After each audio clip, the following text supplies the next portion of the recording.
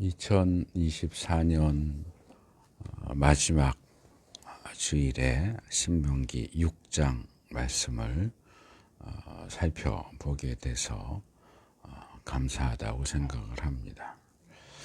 우리가 이전에 살펴봤던 신명기 5장이 10계명 자체를 다뤘다면 이어지는 6장과 7장은 그 신명기 10계명에 대한 내용을 보충하고 확장시키는 계약의 규정들을 다룹니다. 특별히 이 6장은 10계명이 가르치는 원리를 제시하고 7장에서 11장까지는 그 원리를 조금 더 구체화시켜서 제시하고 있습니다.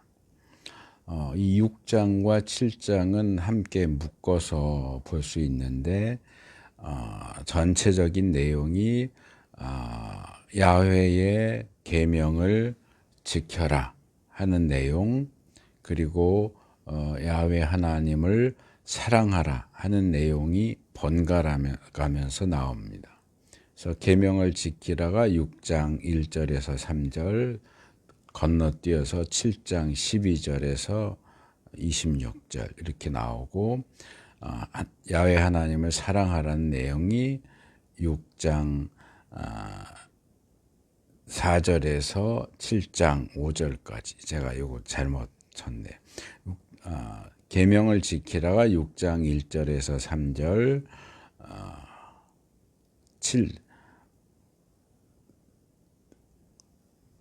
그리고 7장 6절에서 11절, 그리고 하나님을 사랑하라는 내용이 6장 4절에서 7장 5절, 그리고 7장 12절에서 26절 이렇게 번갈아가면서 나옵니다. 오늘 살펴볼 신명기 6장은 크게 세 부분으로 나눠서 살펴보겠습니다. 먼저 1절에서 3절까지 말씀은 이 6장의 서론으로서 야훼 하나님의 계명을 지켜라 하는 명령으로 시작을 하는데, 이 내용을 좀 자세히 읽어보면 5장의 결론 부분인 31절에서 33절까지 내용과 쌍둥이처럼 닮아 있습니다. 현재 이스라엘이 당면한 가장 크고 중요한 문제는 이제 요단강을 건너가서 가나안 땅에 들어가는 것인데, 가나안 땅에 들어가는 것을 전제로 해서 앞으로 들어갈 그 땅에서 어떻게 살아야 하느냐, 특별히 하나님께서 주신 명령과 규례와 법도, 이 표현은 계속 반복된다고 했습니다. 명령, 규례, 법도를 지키면서 살아야 한다. 이스라엘이 정말 성심성의껏 그 계명들을 지켜야만 하나님께서 약속하신 그 땅을 차지할 수 있고, 또 그들 자신과 그들의 자손들이 그 땅에서 오래 살 뿐만 아니라 잘 되고 번성하는 복을 누리면서 살 수 있을 것이다 하는 것이 기본적인 내용입니다. 이 부분에서 2절은 하나님께서 이스라엘에게 왜 율법을 주셨는가, 율법을 주신 목적을 세 가지로 제시하는 것을 볼 수 있습니다. 첫째는 이스라엘과 그들의 자손들이 그들 평생 동안 하나님을 경외하도록 하기 위해서 율법을 주셨다. 하나님 경외를 위해서 주셨다. 둘째는 그들이 하나님께서 명령하신 모든 규례와 명령을 잘 지키게 하려고 주셨다.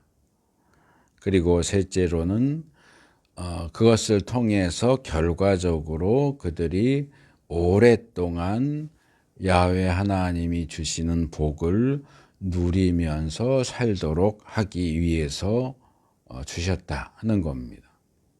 그래서 이 세 가지 내용이 논리적으로 아주 밀접하게 연결되어 있는데, 하나님의 백성이 취해야 될 기본적인 태도는 하나님을 경외하는 것이고, 하나님을 경외한다면 당연히 하나님의 말씀을 지켜야 하고, 하나님 말씀을 지켜야만 복된 삶을 살 수 있다 하는 우리 기독교 신앙의 아주 기본적인 내용을, 그리고 중요한 내용을 전달하고 있습니다. 이어지는 3절은 특별히 말씀에 순종함으로써 얻게 되는 보상으로서의 복, 젖과 꿀이 흐르는 땅에서 잘되고 크게 번성할 것을 약속하는 내용입니다. 그런데 1절에 나오는 차지한다 라는 표현과 3절에 나오는 이 잘되고 크게 번성한다 하는 내용이 우리가 좀 주목할 필요가 있는데, 왜냐하면 하나님 말씀에 순종함으로써 약속의 땅을 차지하고 거기서 복된 삶을 살게 된다 하는 것은 자연스러운 결론이기는 하지만, 이 본문들이 약속의 땅을 차지하는 것과 그 땅에서 복을 누리면서 사는 것을 구분하고 있다고 하는 겁니다. 무슨 얘기냐 하면, 약속의 땅에 들어가서 그 땅을 어떻게 차지할 수는 있지만, 그 차지한 그 땅에서 빌빌대면서 살 수도 있고, 소위 말하는 죽지 못해서 사는 그런 모습일 수도 있는데, 차지한 그 땅에서 어떤 모습으로 살 것인가 하는 것을 결정하는 중요한 부분이 말씀에 대한 순종이라는 겁니다. 그래서 이 땅을 차지하는 것과 그 땅에서 잘 사는 것을 놓고 보면, 예수님께서 요한복음 10장 10절에서 나는 양들이 생명을 얻고 또 더 넘치게 얻게 하려고 왔다라고 말씀하신 것을 생각나게 합니다. 그래서 하나님께서는 하나님의 백성이 이 땅에 살면서 그냥 그저 그런 삶을 살기를 원하시는 게 아니고, 풍성하게 넘치는 삶을 누리면서 살기를 원하시는데, 그렇게 풍성한 삶, 넘치는 삶을 살기 위해서는 순종이 요구된다 하는 겁니다. 이어지는 두 번째 단락 4절에서 19절은 조금 더 구체적으로 우리가 하나님의 백성으로서 하나님을 사랑해야 되는데, 이 하나님에 대한 사랑이 구체적으로 어떤 식으로 행해져야 하는지 하는 것을 세 가지로 이야기합니다. 이것은 사랑과 섬김과 순종 이렇게 요약할 수 있는데, 그 앞에 붙여야 할 것이 뭐냐 하면 독점적이다. 여호와 하나님에 대한 독점적인 사랑, 그러니까 여호와 하나님만을 사랑하고 여호와 하나님만을 섬기고 여호와 하나님께만 순종해야 된다. 이것도 하고 저것도 하고 하다가 말고 이러는 게 아니고, 오직 여호와 하나님께만 초점을 맞춰서 여호와 하나님만 독점적으로 사랑하고 여호와 하나님만 독점적으로 섬기고 여호와 하나님께만 독점적인 순종을 드려야 한다. 그렇게 이야기합니다. 먼저 4절에서 9절은 사랑에 대해서 이야기하는데 이 4절은 믿는 사람들에게 많이 쉐마라고 해서 알려진 그 내용으로 시작합니다. 이 쉐마는 이제 원래 이제 듣는다라는 뜻의 샤마의 명령형이에요. 그러니까 들어라거든요. 들어라. 쉐마 이스라엘. 들어라 이스라엘아. 뭘 들어야 하느냐? 주님은 우리의 하나님이시고 주님은 오직 한 분뿐이시다.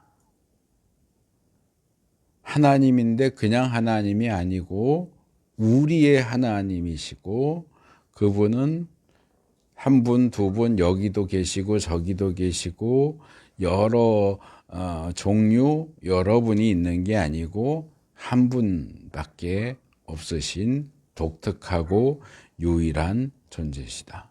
근데 여기 세번역의 각주를 보시면 일반적으로는 그런 경우를 찾아보기가 쉽지 않은데 이례적으로 본문을 그거 외에도 이렇게도 읽을 수 있다라고 하면서 무려 3개나 다른 읽는 방법을 소개합니다. 그래서 이 본문을 기본적으로는 주님은 우리의 하나님이시요 주님은 오직 한 분뿐이시다 이렇게 읽을 수 있지만 그것 외에도 주 우리의 하나님 주님은 한 분이시다 이렇게 읽을 수도 있고 주 우리의 하나님은 한 주님이시다 이렇게도 읽을 수 있고 주님은 우리의 하나님이시다 오직 주님만이 이렇게도 읽을 수 있다라고 이 다양한 읽기 방법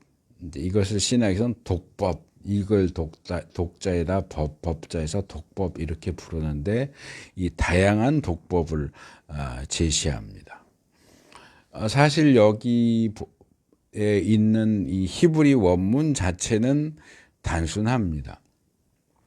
아도나이 엘로헤누 아도나이 에하드 이렇게 4개의 단어로 돼요. 아도나이는 주님이라는 뜻이고 엘로헤누는 하나님을 가리키는 엘로힘 뒤에 1인칭 복수 어미가 붙은 거니까 엘로헤누는 우리 하나님, 우리의 하나님이고 에하드는 하나입니다.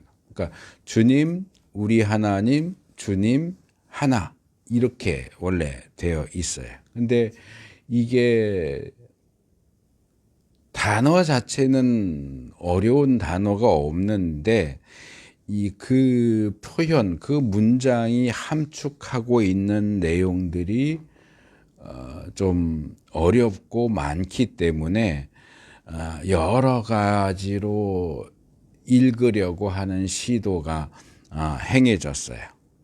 그래서 그것들을 염두에 두고 감안하고 이렇게도 읽을 수도 있고 저렇게도 읽을 수 있다라는 식의 뭐라 그럴까 좀 오히려 혼동스러울 수 있는 그냥 한 가지로 딱 제시하면 그냥 그렇구나 하고 읽으면 되는데 이것도 되고 저것도 되고 이렇게 해서 오히려 좀 헷갈리는 듯한 느낌을 주는데 저는 이 부분이 하나님께서 모세에게 출애굽기 3장 14절에서 예전 개역에서는 나는 스스로 있는 자니라 이렇게 번역을 했고 새 번역은 나는 곧 나다라고 번역을 한 그 내용과 거의 같다고 생각을 합니다. 나는 곧 나다. 에흐에 아쉐르 에흐에는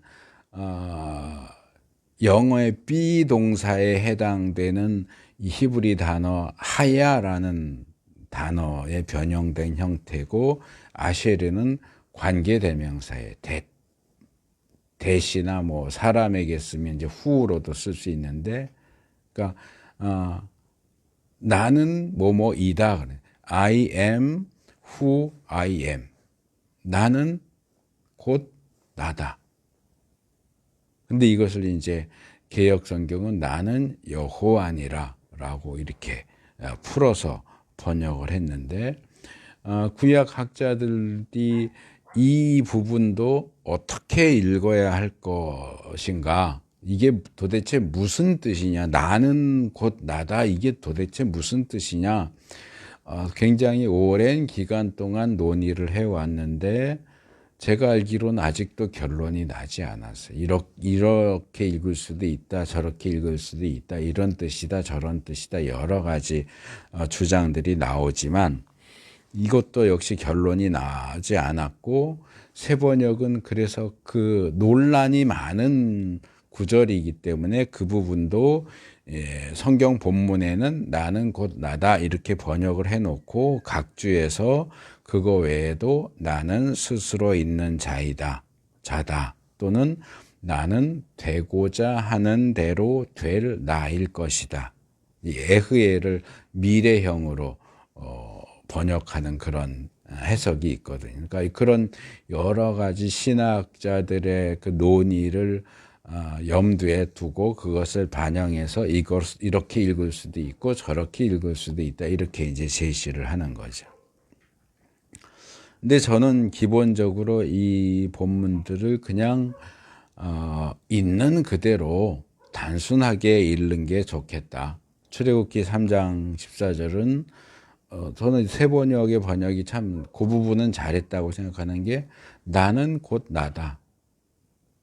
또 지금 우리가 살펴보는 신명기 6장 4절은 우리 하나님 야훼는 한 분뿐이신 야훼시다. 우리 하나님, 우리의 주님, 우리 하나님은 한 분뿐이신 주님이시다. 이렇게 읽으면 될 거라고 생각을 합니다. 그래서 이 두 구절을 제가 비교하는 이유는 이 두 구절이 우리에게 제시하는 내용이 똑같기 때문에 그래요. 뭐냐 하면 우리가 믿는 여호와 하나님은 유일무이한 존재라는 거예요. 어떤 누구와도 무엇과도 같지 않아요. 비교할 수 없고 그 무엇도 이 야훼 하나님을 대신할 수가 없어요. 그래서 야훼 하나님은 그냥 야훼 하나님일 뿐이에요. 그러니까 하나님 입장에서 나는 그냥 나야. 나를 어떻게 설명할 수가 없어. 내가 뭐 이거랑 비슷하고 저거랑 비슷하고 이런 식으로 설명을 할 수 없기 때문에 그냥 나는 나야 라고 말씀을 하시는, 나는 그냥 나지 그걸 어떻게 다른 방식으로 설명할 수도 없어. 이 세상에 존재하는 그 무엇도 하나님과 비슷하지도 않고 비교할 수도 없고 하나님을 대신할 수도 없어요. 오직 유일무이한 독특한 존재예요. 그래서 이스라엘이 앞으로 가나안에 들어간다면 과거 이집트에 있었을 때처럼 그 땅 백성들이 섬기는 온갖 수많은 신들을 만나게 될 텐데, 그들이 신이라고 믿는 것들은 다 가짜고 진짜 신이라고 부를 수 있는 존재는 야훼 하나님 한 분밖에 없다. 그분 외에는 신적인 존재가 없다. 오직 유일하고 독특한 신은 야훼 하나님밖에 없다 하는 얘기를 하는 겁니다. 그래서 이 5절은 하나님이 그렇게 유일하고 독특한 존재이시기 때문에 우리가 그 하나님을 어떻게 대해야 하느냐. 첫 번째로 그분을 사랑해야 된다. 근데 하나님을 어떻게 사랑하느냐? 마음과 뜻과 힘을 다해서 사랑하라고 얘기합니다. 이제 우리 한글 성경은 이제 마음과 뜻과 힘을 다해서 이렇게 하지만 여기 마음이라고 하는 거는 레바브라고 하는 단어인데, 이게 단어의 의미를 캐 들어가면 가장 기본적인 의미가 뭐냐 하면 가장 안쪽에, 가장 내부에 있는 기관이에요. 우리 내장 중에서 가장 안쪽에 있는 가장 중요한 기관이다, 이렇게 본 거예요. 그래서 가장 중요한, 인간을 구성하는 가장 중요한 기관으로서의 마음을 가리키는 거고요. 그 다음에 이 뜻이라고 번역한 건 좀 애매한데요. 이게 이제 네페시라고 하는 단어예요. 이 단어는 여러 가지 의미를 가지고 있어요. 호흡, 우리가 숨 쉰다 그럴 때 이 호흡도 네페시라고 하고, 우리의 생명도 의미하고, 우리가 가지고 있는 어떤 식욕이나 욕망도 네페시라고 하고, 우리의 영혼을 가리킬 때도 네페시라고 얘기해요. 그래서 네페시 그러면 일반적으로는 그 모든 의미를 뭉뚱그려서 우리의 전인을 가리킨다고 봐요. 그러니까 이건 그냥 뜻만 가리키는 게 아니고 우리의 존재 전체를 가리키는 단어예요. 그러니까 우리 가장 안쪽에 있는 가장 중요한 기관인 마음과 그 안쪽에 있는 것만이 아니라 우리 존재 전체. 그 다음에 힘이라고 한 것은, 이건 왜 힘이라고 번역했는지 모르겠는데, 이게 메오드라고 하는 부사예요. 이거는 뭐냐면 열렬히, 부지런히, 매우, 전적으로, 그런 뜻이에요. 그러니까 이 히브리 단어, 세 가지 단어의 의미를 감안하면 본문이 우리에게 가르쳐주는 하나님에 대한 사랑은 가장 깊은 본질에서 우러나오는 그런 사랑, 우리의 모든 것, 존재 전체를 걸고 하는 사랑, 그리고 매우 열렬하고 부지런한 사랑을 얘기하는 거예요. 요약하면 우리의 모든 것을 걸고서 하나님을 사랑해라. 우리의 모든 마음, 우리의 모든 전체, 우리의 모든 열심과 부지런함을 가지고 하나님을 사랑해야 된다. 이거는 사랑에 대한 최고의 표현이죠. 최상의 사랑으로 하나님을 사랑해라 하는 얘기입니다.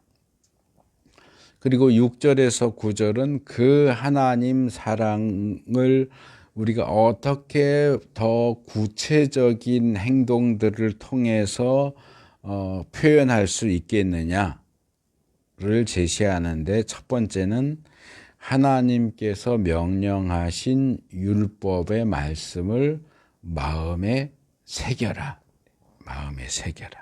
근데 이 부분의 히브리 원문을 보면 베하유 레바베카 이렇게 되어 있어요.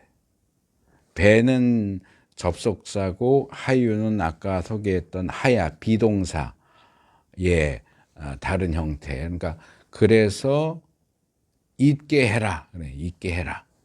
레바베카, 이거는 레바브의 뒤에 남성 2인칭 단수 어미가 붙은 거야. 너의 마음.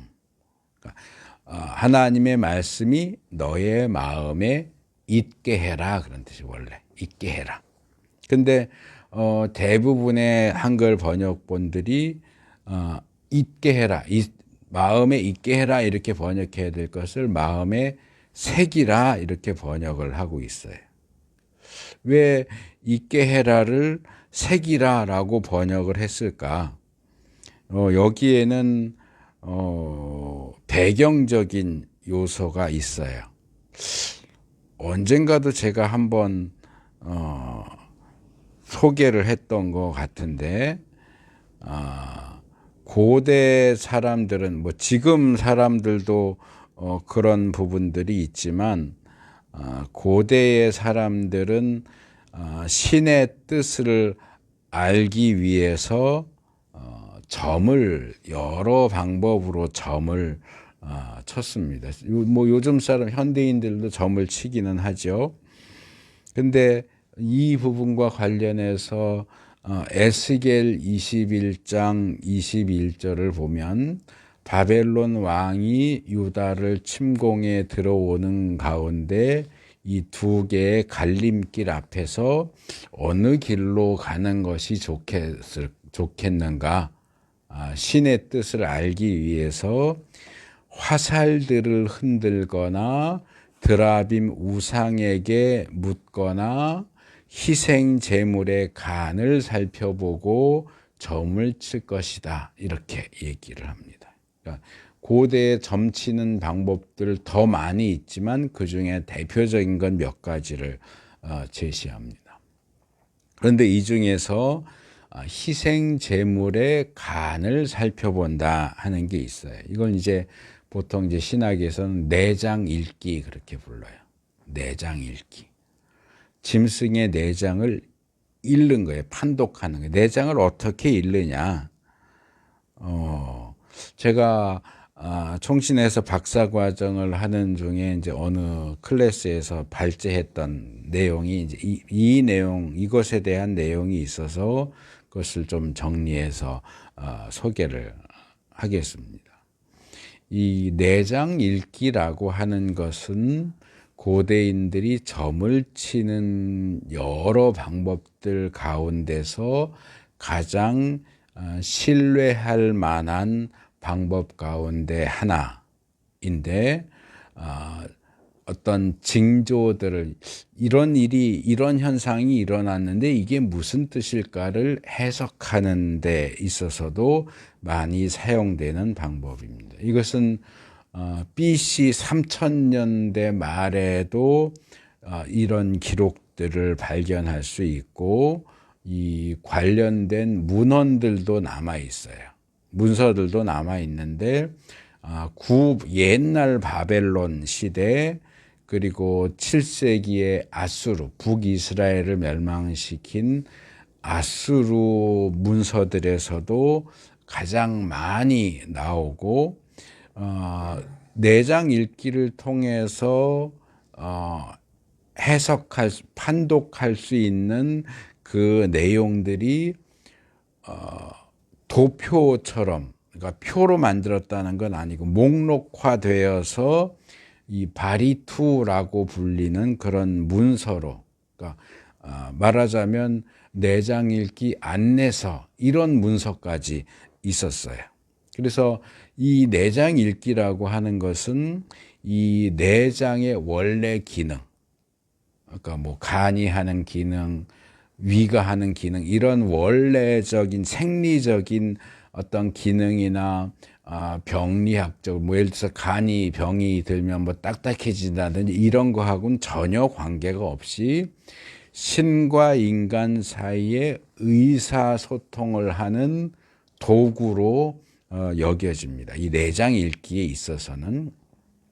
그래서 보통은 이제 양을 제물로 선택을 하면 그 양을 정화시킨 후에 그러니까 그러니까 불태워서 드리는 제사는 아니고 양을 제물로 선택한 뒤에 그 일을 전문적으로 하는 어떤 제사장 같은 역할을 하는 사람들이 자기가 그것을 묻고자 하는 신에게 우리가 이렇게 정성을 들이니 그 신의 뜻이 무엇인지를 이 양의 내장에 기록해 주세요.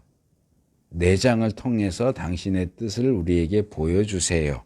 라고 요청을 하고 그 다음에 짐승을 죽이고 배를 갈라서 내장을 살펴봅니다.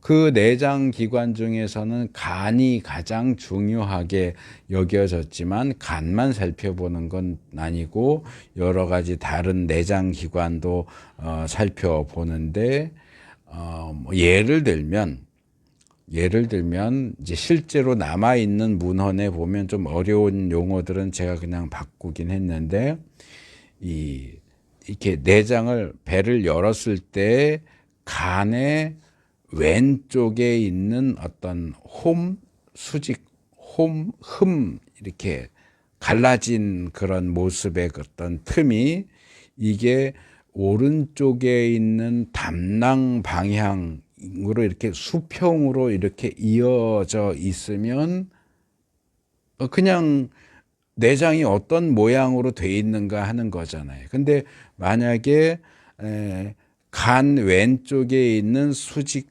흠이 오른쪽에 있는 담낭으로 이렇게 수평으로 연결되어 있으면 그것은 왕자가 자기 것이 아닌 다른 나라를 뺏는다, 이런 뜻으로 해석을 해요.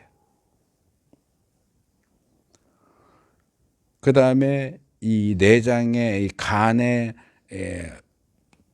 불룩 튀어나온 돌출 부분이 수직으로 나 있는 흠과 수평으로 나 있는 홈 사이에 있고 오른쪽으로 가면서 점점 더 가늘어지는 형태다. 그러면 원래 그 왕좌를 물려받기로 되어 있는 사람이 아닌 다른 사람이 그 왕좌를 차지하게 된다. 그러니까 말하자면 반역이 일어난다는 뜻이에요. 뭐 예를 들어서 왕자가 있는데 좀 힘이 약해. 근데 뭐 장군이든지 뭐 신하들 중에서 좀 강력한 사람이 있어. 그러면은 앞으로 누가 왕이 될 것인가? 이 내장 읽기를 통해서 배를 갈랐는데 지금 말한 것처럼 이 간에 불룩 튀어나온 부분이 수직으로 된 흠과 수평으로 된 흠 중간 사이에 있으면서 오른쪽으로 가면서 점점 가늘어진 형태로 그렇게 불룩 나와 있다. 그러면 이건 그 신하에게 반역할 의도가 있는 거다. 이렇게 해석이 되는 거예요. 그래서 이런 식으로 이제 이게 일반 사람들이 이렇게 뭔가 알고 싶은 게 있을 때마다 양을 잡고 이러긴 어려우니까 이제 아무래도 이렇게 권력 있는 사람과 관련된 이 해석들이 많이 정리되어 있는 것을 볼 수 있습니다. 그래서 이런 내장 읽기라는 것을 배경으로 해서 성경 말씀을 읽으면 우리가 그냥 넘겨버렸던 몇몇 구절들이 왜 이렇게 얘기하고 있구나 하는 것을 새롭게 볼 수 있습니다. 예를 들면 시편 7편 9절에서는 의로우신 하나님이 사람의 심장을 감찰하시나이다. 하나님이 사람의 심장을 보신다. 예레미야 11장 20절 공의로 판단하시며 사람의 심장을 감찰하시는 만군의 여호와여. 예레미야 17장 10절 나 여호와는 심장을 살피며 폐부를 시험하고 각각 그 행위와 그 행실대로 보응하나니. 예레미야 20장 12절 의인을 시험하사 그 폐부와 심장을 보시는 만군의 여호와여. 이런 표현들이 나옵니다. 지금 제가 소개한 4개 구절은 다 개역 성경이에요. 왜냐하면 새번역은 조금 제가 볼 땐 중구난방으로 번역을 했어요. 개역은 조금 일관성 있게 번역을 했는데 이제 기본적으로 사용되는 거는 레바브하고 비슷한 레브라는 단어인데 이것은 보통 마음이라고도 하고 이 영어의 heart 있잖아요. heart, H-E-A-R-T. 이 heart가 심장을 가리키기도 하고 마음을 가리키기도 하는 것처럼 이 레브라는 단어도 마음도 뜻하지만 심장도 가리키는 단어. 그러니까 하나님은 인간의 레브를 보신다. 그러면 그거는 상징적으로는 하나님이 인간의 마음을 보신다가 되지만 물리적으로 보면 하나님이 인간의 심장을 보신다 이렇게 되는 거예요. 그리고 이 폐부라고 번역한 것은 킬야라고 하는 단어인데 이 단어는 원래는 신장을 콩팥을 가리키는 단어예요. 그러니까 하나님은 인간의 심장을 보시고 콩팥을 보신다. 마치 점술사들이 짐승의 내장, 간을 보고 혈관을 보고 살을 보고 하는 것처럼 하나님은 인간의 심장을 보시고 콩팥을 보신다. 내장을 읽으신다. 이런 이 내장 읽기를 배경으로 하는 그런 표현들이에요. 그래서 하나님이 그 인간이 무슨 생각을 하고 어떤 삶을 살았는가를 보기 위해서 그 인간의 심장과 콩팥을 읽으신다는 거예요. 거기에 기록이 돼 있다는 거예요.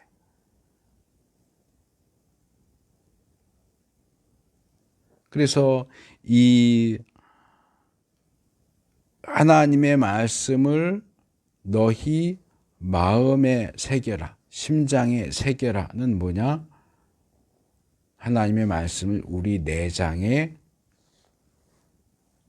기록해서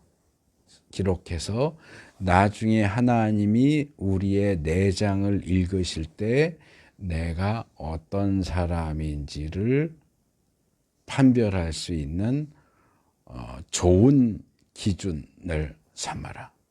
너는 네 마음에 내 말을, 내 명령을 새겼구나.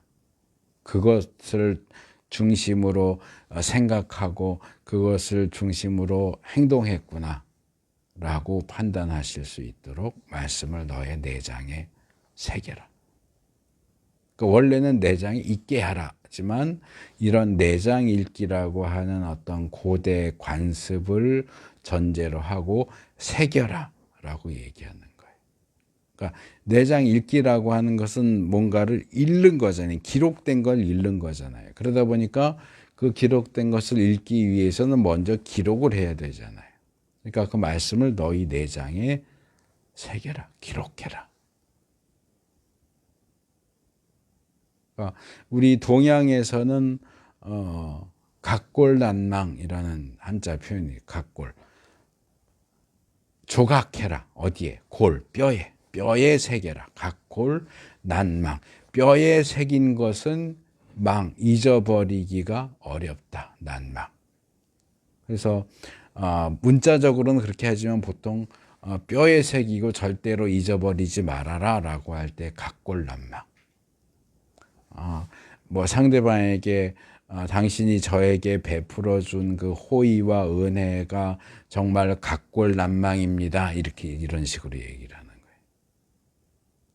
그래서 정말 중요한 내용을 뼈에 새겨서 절대로 잊어버리지 말아라 하는 것하고 똑같은 표현이에요. 그것을 너희 내장에 새겨서 절대로 잊어버리지 말아라 하는 겁니다. 첫째는 말씀을 내장에 새겨라. 둘째는 너희 자신들만이 아니라 너희 자녀들에게도 하나님의 말씀을 가르쳐야 된다. 근데 이 하나님 말씀을 어떻게 가르치느냐? 부지런히 가르치되 4가지 경우. 집에 앉아 있을 때, 길을 갈 때, 누워 있을 때, 일어나 있을 때 가르쳐라. 근데 이게 우리 삶의 4가지 상황, 4가지 경우만이 아니고 잘 들여다보면 앉아서 쉬거나 일어나서 길을 가거나 휴식하거나 활동을 하거나 누워 있을 때나 일어나 있을 때나. 자, 누워 있거나 일어나거나 둘 중에 하나잖아요. 쉬거나 일을 하거나 둘 중에 하나잖아요. 이건 결국은 뭐냐? 하루 종일. 삶의 모든 순간에 하나님의 말씀을 가르쳐라. 시도 때도 없이 모든 상황에서 언제든지 말씀을 가르쳐라. 왜? 나만이 아니라 내 자녀들도 하나님의 말씀을 내장에 뼈에 새겨야 되거든요. 그 새기는 과정을 하라는 얘기예요. 말씀을 너희 자녀들의 내장에 뼈에 각인시켜라 그 얘기. 정말 귀에 딱지가 않도록 늘 말씀을 가르쳐라. 셋째로 하나님의 말씀을 우리의 내장 뼈에만 새기는 게 아니라 우리가 일상적인 생활을 하면서 자주 접하게 되는 우리 신체 부위인 손에 매고 미간에 붙이고 그래서 그것을 표와 기호로 삼고 우리의 신체만이 아니라 우리가 매일 들락날락하는 집 문설주와 대문에도 써서 붙여라. 그러니까 이거는 꼭 손, 이마, 문설주, 대문만을 가리키는 것이 아니라 우리의 눈이 가고 손이 가는 모든 곳에 하나님의 말씀이 있게 해라. 그래서 나는 하나님을 사랑해야 되는구나. 나는 하나님을 사랑해야 되는 사람이구나 하는 것을 늘 인식하고 기억할 수 있도록 내 주의를 하나님의 말씀으로 도배해라. 그 얘기예요. 제가 고등학교 1학년 때 영어 선생님이 방학 숙제를 재밌는 걸 줬어요. 뭐냐 하면 이 전지, 큰 전지에다가 영어 단어를 써가지고 그거를 방 벽이나 천장에 붙인 다음에 그것을 사진 찍어서 제출하라는 거예요. 뭐예요? 자려고 누워서도 천장에 보이잖아요. 앉아있을 때도 벽에 보이잖아요.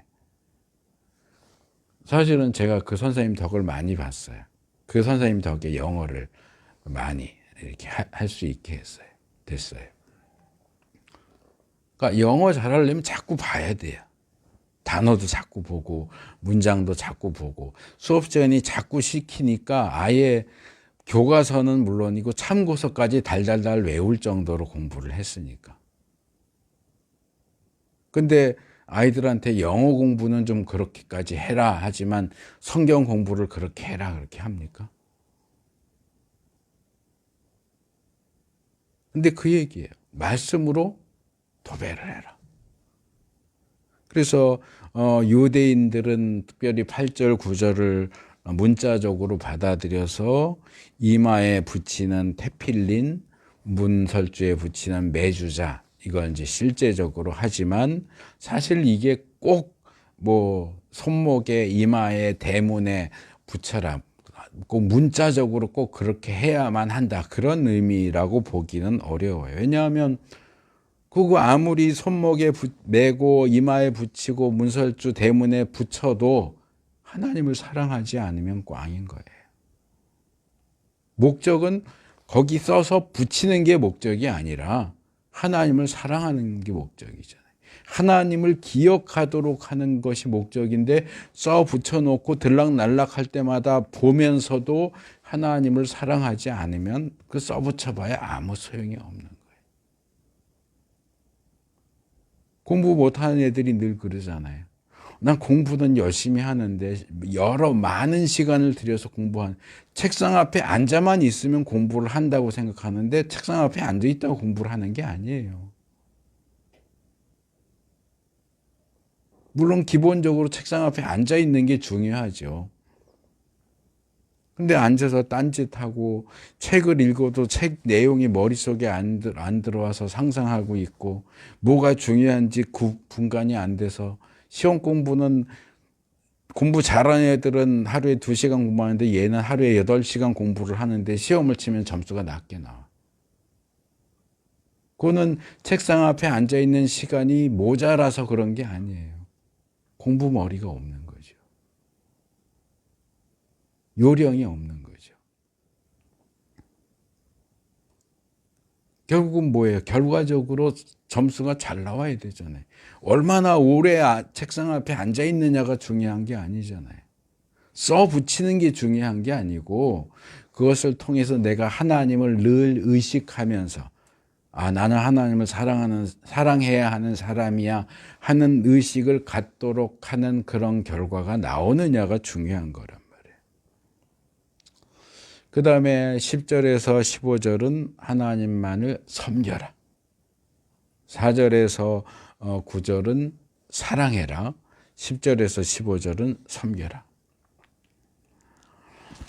여기 10절, 11절을 보면 하나님께서 이스라엘을 그들의 조상들에게 약속하신 땅에 이끌어 들이실 것이고, 그러면 그들은 그곳에서 자기들이 수고하지 않고 자기들이 이루지 않은 많은 것들을, 거기 보면 크고 아름다운 성읍들, 온갖 좋은 것들로 가득 찬 집, 이미 파놓은 우물, 가꾸어 놓은 포도원과 올리브밭, 이렇게 네 가지로 요약을 하는데, 이런 거지. 우리가 집 하나 얻으려면 얼마나 힘들어요. 요즘 젊은 세대들은 뭐 평생 해도 서울에 집 한 칸 얻기 힘들다고 그러잖아요. 근데 그냥 서울에 들어갔는데 집이 딱 준비되어 있어.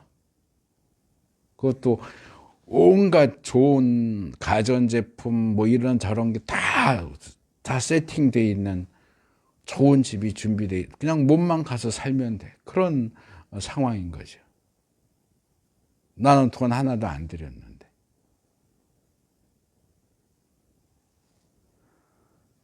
그런 것들을 차지하게 되고 마음껏 누리게 될 거라고 이야기합니다. 자기가 수고하지 않은 것을 먹는 복에 대해서는 제가 6월 말쯤에 따로 설교를 하면서 다뤘기 때문에 여기선 그냥 넘어갑니다. 그런데 이렇게 성공적이고 풍성한 삶이 항상 좋은 것만은 아니다. 모세는 특별히 신명기 32장 15절에서 이렇게 경고합니다.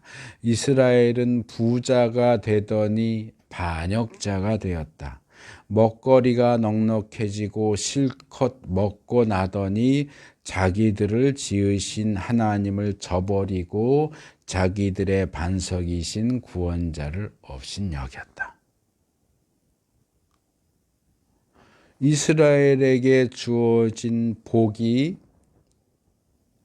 나쁘게 작용해서 오히려 그들이 저주를 자처하게 만들었다 하는 얘기예요. 그래서 본문에서 미리 경고를 하죠. 그래서 너희들이 약속받은 땅에 들어가서 이것저것 좋은 것들을 다 차지하고 누리게 될 때에 너희는 너희를 이집트 땅 종살이 하던 집에서 이끌어내신 주님을 잊지 않도록 주의해라. 그리고 그 주 하나님을 경외하며 그를 섬기며 그의 이름으로만 맹세해야 한다. 제가 이 단락을 뭉뚱그려서 하나님만을 섬겨라, 섬김을 얘기한다 이렇게 했지만 이 본문에 보면 조금 더 구체적으로 경외, 섬김, 맹세 세 가지를 얘기합니다. 경외는 얼마 전에 다뤘던 것처럼 두려워하는 거죠. 그러니까 내 형편이 좋아졌다고 해서 하나님을 두려워하는 마음을 잊어버리면 안 돼요.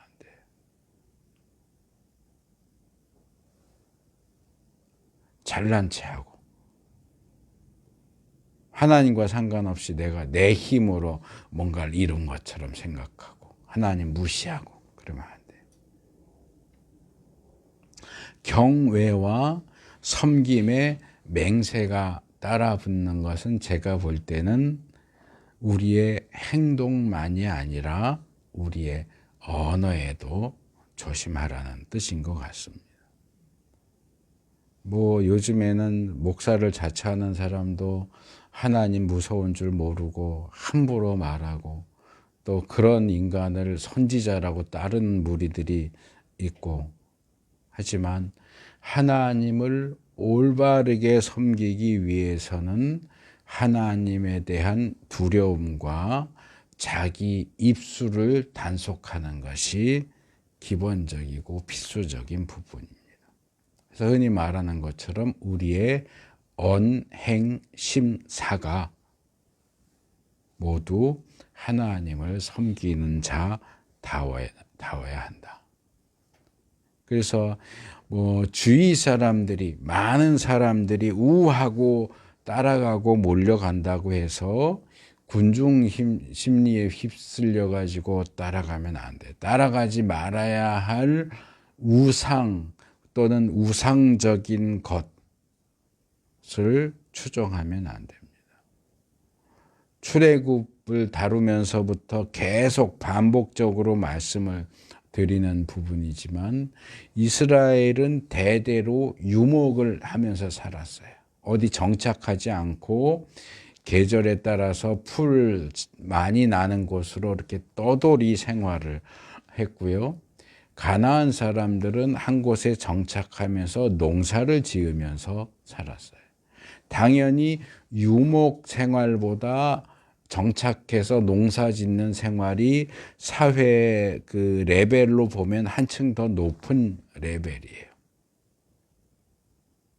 그러니까 말하자면 깡촌에서 떠돌이 생활을 하다가 도시에 들어와서 정착 생활을 하게 된 셈인데, 그러니 당연히 유목하던 입장에서는 정착 생활하고 농사 짓는 생활을 보면서 눈이 돌아가겠죠. 아, 이런 사람들이 있어. 떠돌지 않아도 돼?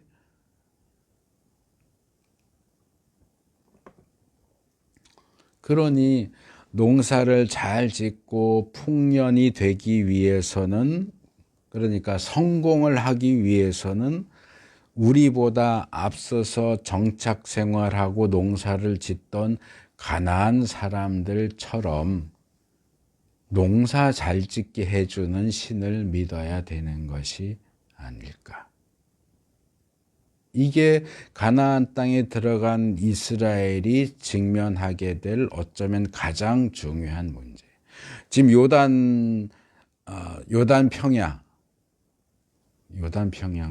갑자기 요단 평야가 아닌 모압 평야, 모압 광야에 있는 이스라엘에게 최대 관심사는 가나안 땅에 들어가는 거고, 가나안 땅에 들어간 이스라엘의 최대 관심사는 그 땅에 들어와서 잘 먹고 잘 살려면 가나안의 신들을, 농사 신들을 믿어야 되는 거 아닌가. 하나님은, 야훼 하나님은 광야의 신, 전쟁의 신, 농사의 신, 그건 경험해 보지 못했어요. 근데 가나안 사람들은 농사의 신을 믿는단 말이에요. 비 내려주고 풍년 들게 해주는 바알신, 아세라 신을 믿어요.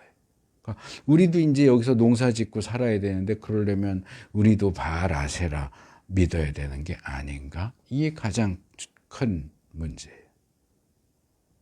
그래서 이스라엘은 아주 절묘한 타협안을 마련하는데, 그것은 자기들이 여지까지 믿던 야훼 하나님을 저버리고 가나안의 신들을, 바알을 섬기는 게 아니고 상황에 따라서 야훼 하나님도 섬기고 바알도 섬기는 방식이에요. 전쟁이 일어났다 그럼 야훼 하나님한테 도와주세요.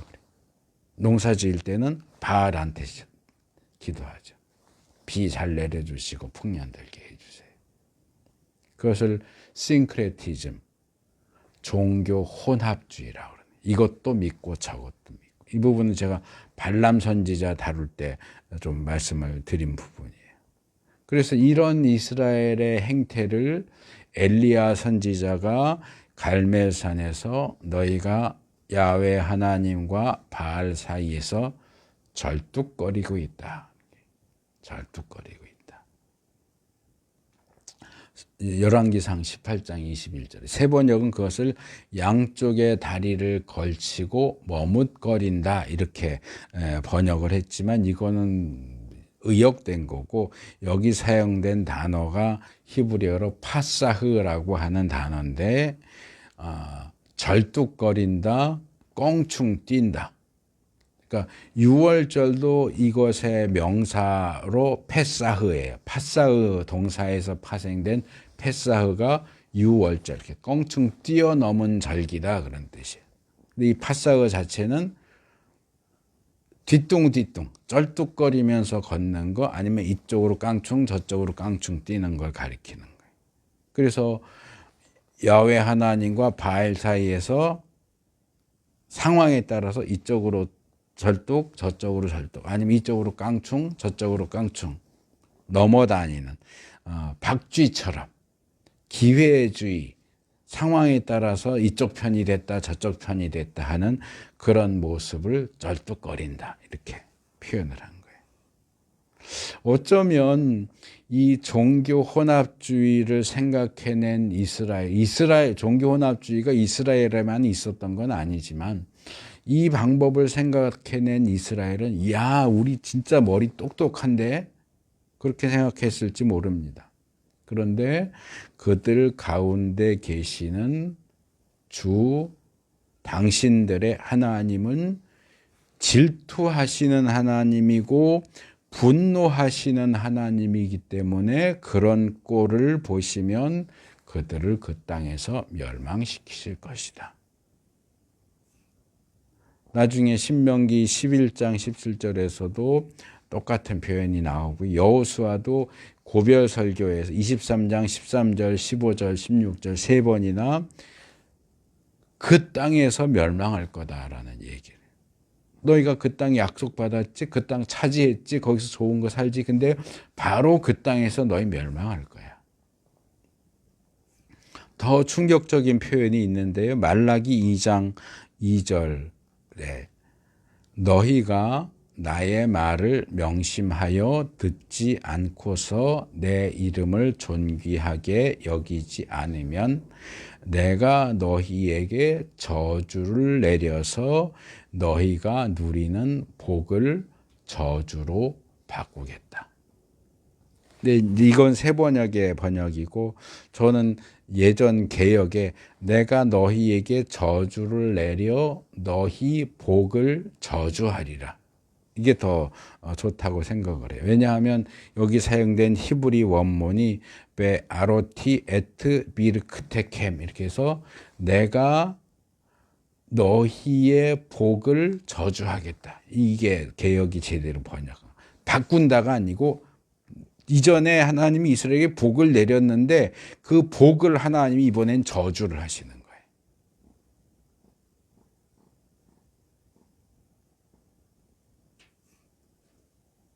이스라엘 요즘식으로 말하면 야 이제 너희들 가나안에 들어가서 꽃길만 걸어, 그리고 꽃길 만들어줬는데 거기다 똥물을 확 버버리는 거예요. 복을 저주하겠다. 제가 1절에서 3절 다루면서 그랬어요. 약속의 땅을 차지하는 것과 거기서 잘되고 번성하는 것은 똑같지 않습니다 그랬어요. 약속의 땅을 차지하고 그 땅에서 잘 먹고 잘 사는 복을 내리셨다가도 그들이 하나님을 잊어버리고 배반하고 이방신을 섬기면 이미 베푸셨던 그 복을 저주하셔서 그 복이 저주가 되게 하신다는 거예요. 정말 무시무시한 말씀. 하나님이 복 주셨는데 설마 저주도 하시겠어? 아니요. 주신 그 복 자체를 저주하신다니까요. 욥이 뭐라 그래? 하나님 주시기도 하고 가져가시기도 하고. 하나님이 주셨으면 안 가져가세요? 되찾아가지 않으세요? 되찾아갈 수 없어요? 하나님 복 주시면 저주는 못해요? 그 다음에 16절에서 19절 순종, 철저하게 순종해라.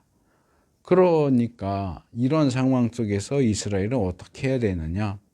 16절에서 모세는 갑자기 당신들이 마사에서 시험한 것처럼 주 당신들의 하나님을 시험하면 안 됩니다 라고 말하죠.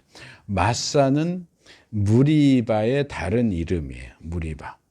우리에게는 무리바가 더 친숙할 수 있는데 물이 없다고 모세를 원망하고 다퉜던 곳이에요. 출애굽기 17장에도 나오고 민수기에도 한 번 더 나오는데 여기서 모세는 출애굽기 17장 2절에 기록한 것처럼 이스라엘이 하나님을 시험했다. 하나님을 시험했다. 그 자세한 내용을 들어가면 모세를 원망하고 모세와 다퉜다 이렇게 되어 있는데 그 내용을 요약할 때는 하나님을 시험했다 이렇게 얘기해요. 여기 시험했다라고 하는 건 나사라고 하는 단어인데 시험하다, 시도하다, 모험하다, 증명하다 그런 뜻이에요. 출애굽기 17장 7절에는 조금 더 자세하게 그 시험이 어떤 것이냐, 주님께서 우리 가운데 계시는가 안 계시는가 시험한 거라고 그래요. 이게 그러니까 이런 거죠. 하나님이 정말 계시다면 하나님의 백성인 우리가 물이 없어서 목말라 죽게 생겼는데 왜 아무것도 안 해? 하나님이 아무것도 안 하는 거 보니까 하나님이 안 계신 거 아니야? 이랬다는 거예요. 근데 흥미로운 것은 같은 사건을 시편에서 여러 곳에서 다루는데 그중에 시편 78편 41절을 보면 그들은 하나님을 거듭 시험하고 이스라엘의 거룩하신 분의 마음을 상하게 하였다. 그러니까 출애굽기나 민수기는 이스라엘이 어떻게 했다만 기록을 하는데 시편은 그래서 하나님이 어땠다까지 얘기를 하는 거예요. 여기 상하게 했다는 타바라고 하는 단어인데 슬퍼하다, 고통을 주다, 상처를 입히다, 괴롭히다, 한계를 긋다 그런 뜻이에요.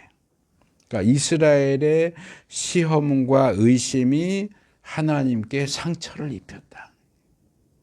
근데 영어 성경 킹 제임스 버전 KJV는 이 부분을 리미티드 이렇게 번역해요. 이스라엘이 하나님을 시험해서 하나님을 제한했다 이렇게. 하나님의 능력에 선을 그었어요. 아무리 하나님이라도 이거는 못해.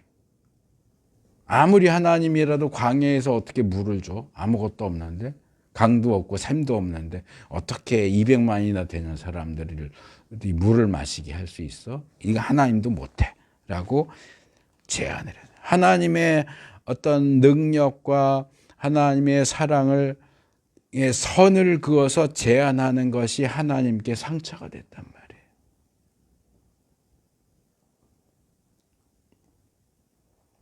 또 시편 95편 8절에서 10절을 보면 그들의 그런 시험과 원망과 시험 때문에 하나님이 결과적으로 이스라엘에 대해서 실증을 느끼셨다. 개역은 근심했다 이렇게 했지만 이 실증을 내셨다나 근심을 했다 둘 다 이건 제대로 된 번역은 아니에요. 왜냐하면 여기 사용된 히브리 단어는 쿠트라고 하는 단어인데 이것은 기본적으로 슬퍼하다 그리고 그것보다 더 많이 미워하다, 몹시 싫어하다, 혐오하다 그런 뜻이에요. 그냥 실증, 아이가 장난감 갖고 놀다가 실증 나는 게 아니고 하나님이 이스라엘을 혐오하게 됐어요. 아우, 저런 놈들이 다 있냐? 저런 놈들 그냥 상대도 하기 싫어. 아주 싫어하고 미워하고 혐오하는 지경으로만. 얼마나 하나님이 상처가 됐으면. 모세는 이스라엘을 이집트에서 이끌어내어 구원하시고 광야에서 돌보시고 가나안 땅으로 이끌어 들이셔서 온갖 좋은 것을 누리도록 복을 주신 것에도 불구하고 그런 하나님을 잊어버리고 의심하는 것은, 시험하는 것은 하나님을 슬프시게 고통스럽게 자기 이스라엘을 혐오하시도록 만드는 행동이라고 얘기해요.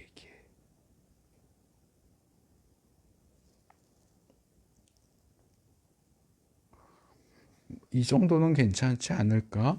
뭐 이런 것도 하나님이 다 아실까?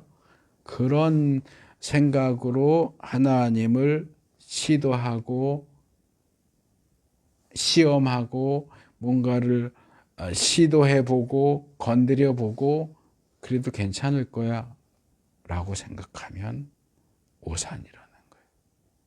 그렇게 하나님을 시험하면 너희 자신을 멸망의 구렁텅이로 떨어뜨리는 행동과 똑같다. 잠시라도 조금이라도 하나님을 시험할 생각을 하지 말고 하나님의 명령과 훈령과 규례를 철저하게 지켜라. 하나님 보시기에 하나님 눈에 올바르고 선한 일을 행해라. 그래야 너희가 그 땅에서 잘 될 것이다. 하나님께서 맹세하신 저 좋은 땅에 들어가서 그것을 차지하고 그 땅 원주민들을 쫓아내고 그 땅에 있는 온갖 좋은 것들을 누릴 수 있게 될 것이다. 마지막 20절에서 25절 거기서는 7절에서 간단히 말했던 자녀들에게 가르치라 하는 내용을 조금 더 확대시켜서 얘기합니다. 자녀들에게 뭘 가르쳐요? 출애굽을 가르치고 광야에서 인도하신 걸 가르치고 가나안에 이끌어 들이시고 그 땅을 정복하게 하시고 온갖 좋은 것을 주셨다 하는 사실을 자녀들에게 하나씩 차근차근 가르쳐라. 그래야만 하나님의 백성인 이스라엘이 자자손손이 하나님을 사랑하고 하나님의 말씀을 지키는 것을 통해서 계속해서 오랫동안 잘 먹고 잘 살게 해주시는 복을 누리게 될 것이다. 부모가 자식 잘 되기를 바라는 건 당연하죠. 자녀들이 잘 되기를 바라십니까? 그러면 하나님을 가르치십시오. 하나님을 사랑하고 하나님을 섬기고 하나님께 순종하는 법을 가르치십시오. 그래야만 잘 먹고 잘 살 수 있습니다. 돈을 많이 넘겨주면 잘 먹고 잘 사는 게 아니에요.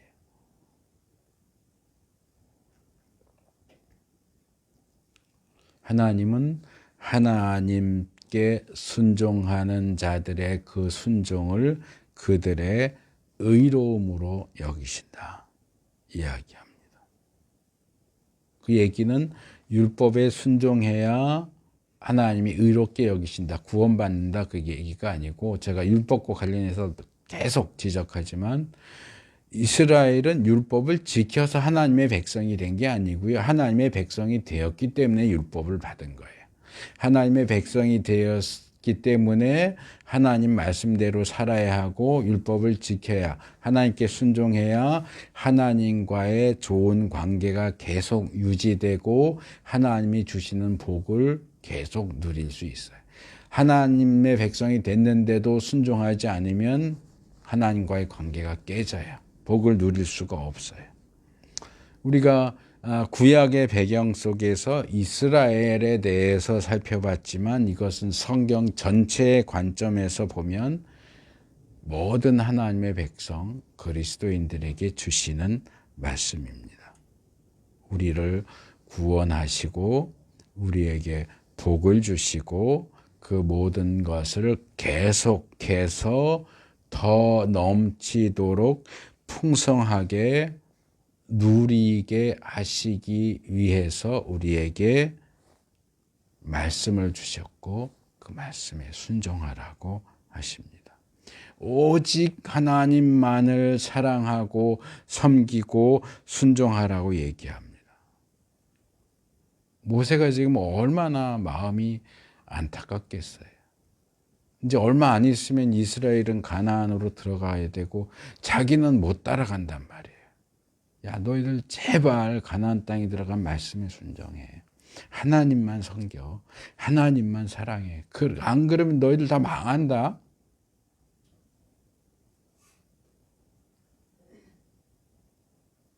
모세를 통해서 주시는 그 간절한 권면. 하나님, 찬송가 있잖아요. 예수가 우리를 부르는 소리. 뭐라고 부르실까요? 하나님만 사랑해라. 하나님만 섬겨라. 하나님만 순종해라.